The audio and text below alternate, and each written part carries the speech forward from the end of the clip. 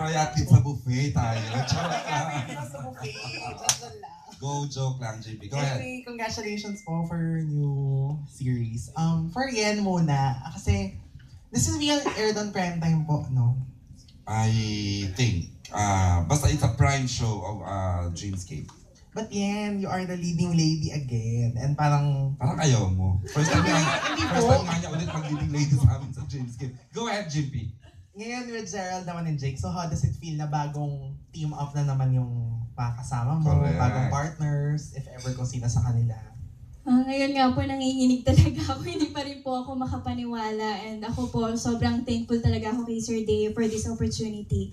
And Gerald and Jake po talaga is sila yung pangarap kong makatrabaho. Si Jake, naka-work ko na po siya sa Once Upon a Time. At ngayon, mas makakatrabaho ko siya ng mas matagal. Kaya sobrang blessed po ako. Intense yung Once Upon a Time niya yata ni Jake. Charing lang, pambata. Okay. Yan, go ahead, JP. Your role, what will be your role in this series?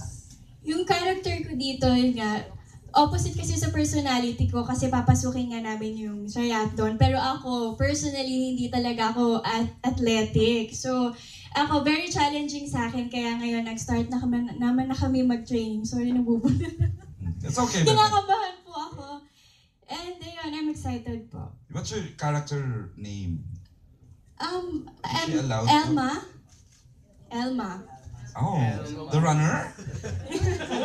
Elma the runner. How about kay ano naman po, kay Gerald and Jake, what will be your characters here? Pati yung name po. Ako po si Bata. Kakaiba yung pangalan eh, no? Pero totoo yun. Pangalan ko talaga si Bata. Yun, si Bata. I think mine's Carlos. Carlos yung pangalan Carlos din. Stallion. Yeah. Medyo Okay. iconic sa Carlos sports the lahat, ha? Yun, actually, like a quick, recap of it. Siyempre, sina Geraldine yan, sila, taga Mindoro, tapos ako I'm from Manila, I come from a rich family. And then, it's also showing na kung gusto mo talaga mag-triathlon, it's a rich man's sport, yeah? Pero kunyari, meron ka naman talagang endurance, even if you wanna do it, kaya mo gawin. Rather, kung mahirap ka man, mayaman ka, kung kaya mo gawin yan. Kasi kinakalaban mo talaga pagdating sa triathlon, yung sarili mo.